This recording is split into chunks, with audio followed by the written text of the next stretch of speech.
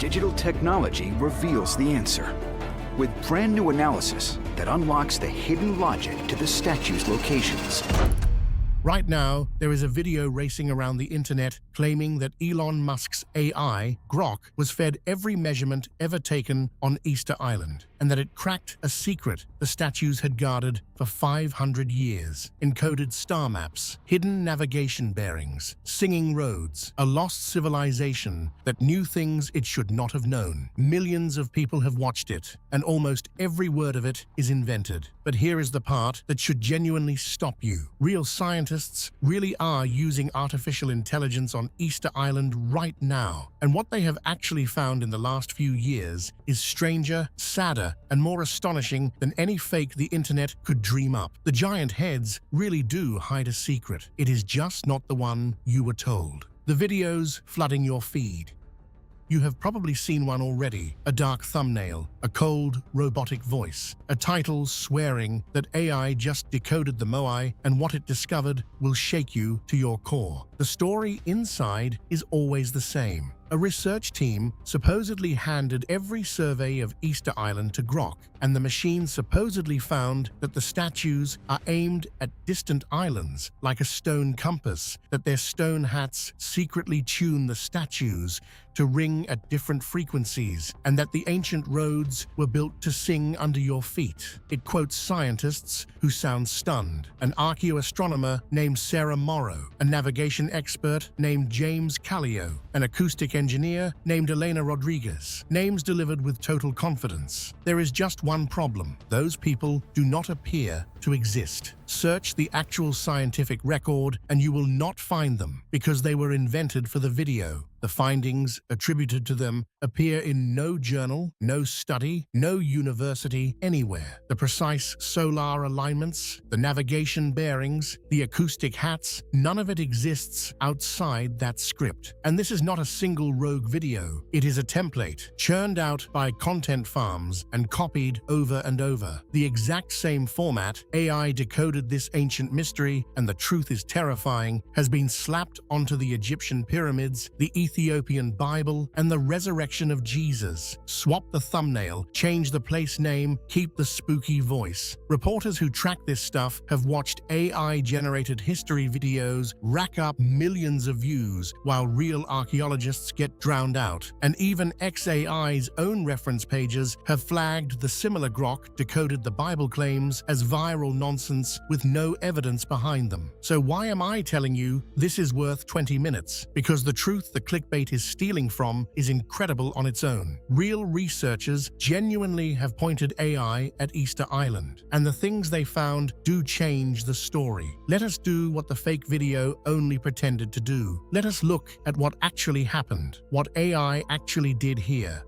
Here is the first surprise. The real use of AI on Easter Island is not a machine reading secret messages in the stone. It is far more grounded and honestly far more impressive. In 2024, a team led by Dylan Davis and Robert DiNapoli, working with the Rapa Nui community, and longtime island researchers Carl Lipo and Terry Hunt, trained machine learning models on high-resolution satellite imagery of the island. They were not hunting for alien codes, they were mapping the ancient rock gardens, the clever stone-covered plots the islanders used to grow sweet potatoes in poor volcanic soil. The AI scanned the island in wavelengths of light the human eye cannot see, looking for the telltale signature of those gardens. What it found rewrote a number that sits at the very center of the Easter Island legend. For decades, people assumed the island once held a huge population, 15,000, maybe more, that then destroyed itself. But the gardens the AI mapped were tiny, covering only about 1% of the island, a fraction of older estimates. Run the food math, and the island could likely never have fed more than about 3,000 or 4,000 people at once. That single finding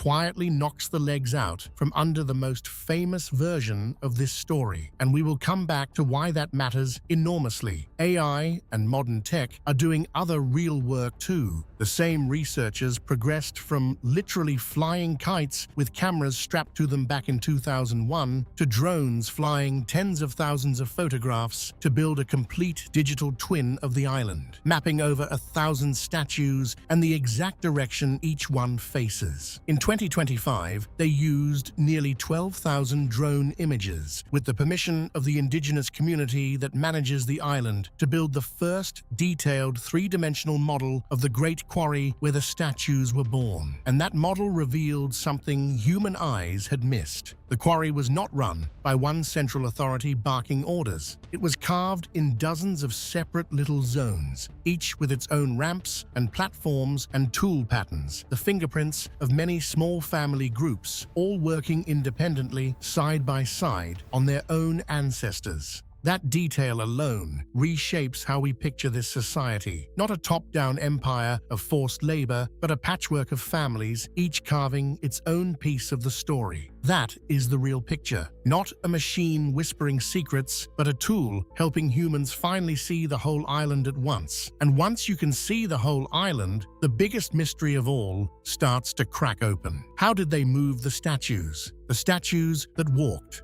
Some of these statues weigh as much as a loaded truck. The biggest one ever raised stood over 30 feet tall. The island had no wheels, no draft animals, no metal, and the quarry sits miles from where many of the finished giants ended up. So how did multi-ton stone figures cross the island? For a long time, the leading guess was wooden sledges and rollers, dragging the statues flat on their backs over felled trees. But that theory has a cost baked into it. It needs a lot of timber, which fed straight into the idea that the islanders chopped down their forest to move their gods. Carl Lipo and Terry Hunt, working with Rapa Nui archaeologist Sergio Rapu, looked at the same statues and saw something different. They noticed the road statues had wide, rounded, D-shaped bases, and they leaned slightly forward, so the center of weight sat just past the front edge. That is not the shape of something you drag on its back. That is the shape of something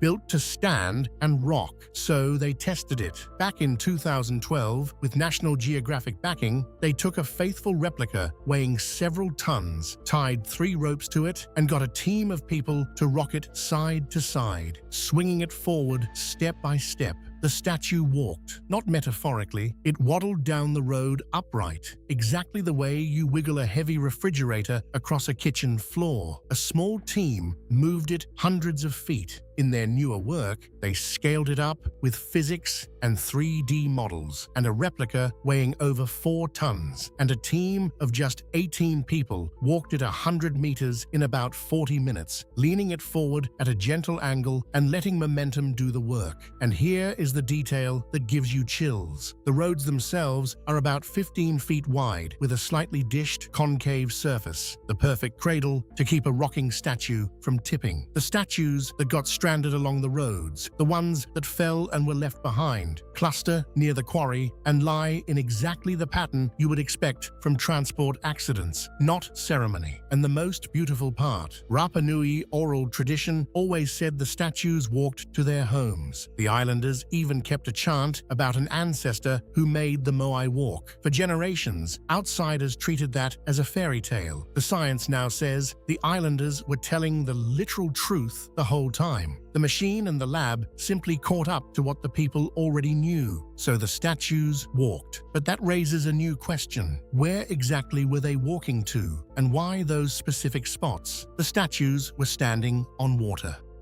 For a long time, the placement of the statues looked almost random, scattered around the coast and across the island with no obvious logic. The fake video claims they are aimed at distant islands like a navigation chart. The real answer is humbler and, frankly, far more clever. In 2019, that same group of researchers, DiNapoli, Lipo, Hunt, and their colleagues ran a careful statistical study of dozens of the great stone platforms, the AAHU, on the eastern half of the island. They tested the locations against all sorts of possible explanations, and one factor beat everything else: Fresh water. Easter Island has almost no streams and no reliable lakes to speak of. It is a thirsty place, but in certain spots along the coast, fresh groundwater seeps out of the ground, especially at low tide, mixing with the sea into water just drinkable enough to survive on. There are also a few inland wells and cave pools, and when the researchers mapped where the statues and platforms stood, they kept landing right on top of those water sources. Where there was fresh water, there were giant statues. Where there was no water, there were no monuments. Think about what that tells you. The Moai were not stuck off in some isolated sacred zone, cut off from daily life. They stood guard over the single, most precious resource on a dry island. The ancestors, carved in stone, watched over the water that kept their descendants alive. It ties the whole thing together. These were not just monuments to dead chiefs. They marked the places that meant survival. Which brings us to the legend that has defined Easter Island for decades and the one that recent science has quietly demolished. The story of how these people supposedly destroyed themselves. The collapse that never happened.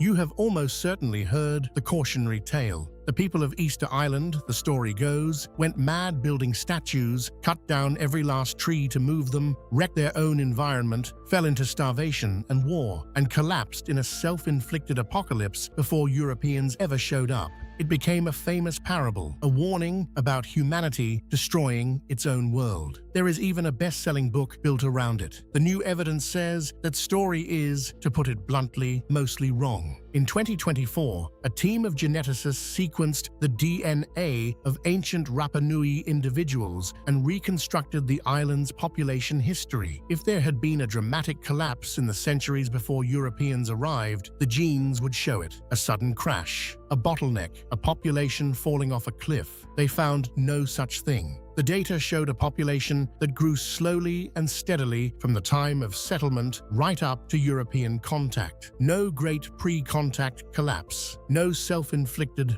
apocalypse. The lead researchers said plainly that their findings directly contradict the idea of a dramatic population crash. Remember that AI garden study from earlier? It pointed the same way. The island could only ever feed a few thousand people, so there was never a giant population of 15,000 to collapse from in the first place. The premise of the whole legend was inflated, and the trees, they really did disappear. That part is true. But a study modeling the island's ecology found a huge culprit that was not human ambition: rats. Polynesian rats came along in the canoes as they did all over the Pacific, and on an island with no predators, they exploded into the millions, devouring the seeds of the slow-growing native palm so the forest could never regrow. People clearing land played a role, sure, but the deforestation was a gradual ecological shift driven heavily by rodents and a fragile palm, not a frenzied society chopping down its world for statues. So the real Rapa Nui were not fools who destroyed themselves. They were the opposite. They were ingenious survivors who figured out how to farm rock, manage a thirsty island, and feed a stable community on one of the most isolated scraps of land on Earth for centuries, which makes what actually happened to them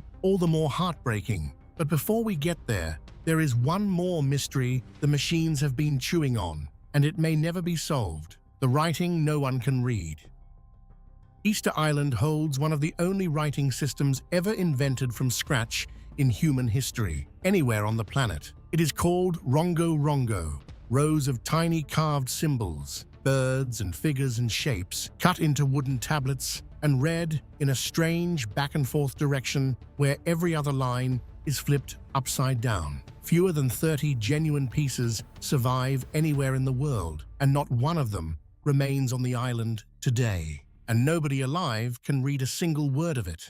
The fake video claims AI decoded it and matched it to star charts. It did not. Rongorongo remains completely undeciphered, despite more than a century of effort by linguists, code breakers, and now computers. But there is a real recent discovery, and it is genuinely thrilling. In 2024, scientists radiocarbon dated the wood of several surviving tablets. Most came from trees cut down in the 1700s and 1800s after Europeans arrived. But one tablet, the wood it was carved on, dated to roughly the 1490s. That is more than 200 years before any Europeans set foot on the island. If the writing on it is as old as the wood, it could mean the Rapa Nui invented writing entirely on their own, with no outside influence. One of just a tiny handful of times our species has ever done that. Be careful here, because honesty matters. The date is for the wood, not certainly the carving. Scholars still argue about whether Rongorongo is true writing or a memory aid, and no AI has cracked it. But the possibility that this isolated island independently invented writing is a real, live scientific question, and it is 1,000 times more interesting than a made-up answer. So why can no one read it? That answer is the darkest part of the whole story, and it is the real tragedy the clickbait completely erases. What really destroyed them?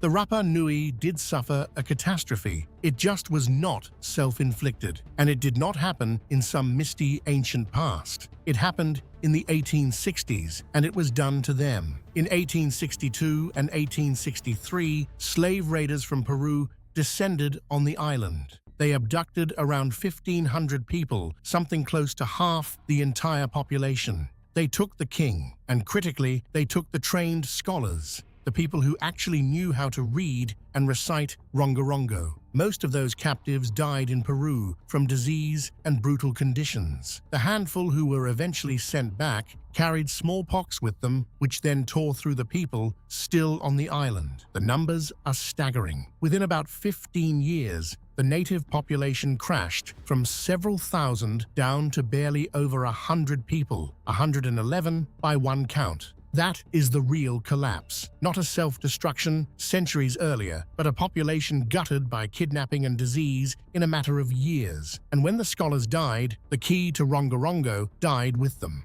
That is why we likely will never read it. Not because of a mystery the statues are hiding, but because of a crime that silenced the people who held the answer. That is the story the fake videos bury under invented prophecies and singing roads. The genuine history is not a spooky riddle. It is a human tragedy and a people who endured it. Because here is the thing the doom and gloom legend always leaves out. The Rapa Nui are not gone. Their descendants are still there, still on the island, and today they help run and protect the very archaeology that is rewriting their story. Why the real story wins. So step back and look at what we actually have once the fake burns away. We have a people who sailed thousands of miles across open ocean to reach the loneliest island on Earth, using only stars, swells, and memory. We have engineers who carved multi-ton giants and then walked them upright across the land, exactly as their own legends always insisted. We have farmers who grew food in fields of rock and who set their ancestors as guardians over their hidden fresh water. We have a community that did not destroy itself, but survived, stable and clever, until outsiders arrived and shattered it. And we have one of the only homegrown writing systems in human history, still locked, its key stolen by a tragedy rather than a mystery. None of that needed a fake AI confession. None of it needed invented experts or imaginary star maps. The truth, dug out by real scientists using real satellites, real DNA, real drones, and yes, real machine learning, is simply better than the lie. And the deepest irony is this: the fake video used AI to manufacture a fantasy and exploit people's wonder. The real researchers used AI in partnership with the island's own people to recover the truth and give it back to them. Same technology, opposite purpose. The statues were always telling a story. We finally have the tools to hear it. And the real one, it turns out, is a story not of a civilization that failed, but of one that was wronged, and that is still standing. So the next time an AI video promises you a decoded secret and a chill down your spine, remember Easter Island. The machine did not find a hidden star map in the stone, but real people, using real science, found something better. The statues walked, they stood over water, their builders never destroyed themselves, and their descendants are still here to tell us so. The truth was always more astonishing than the fake. If you like this, hit like and subscribe, and make sure to check out our other videos.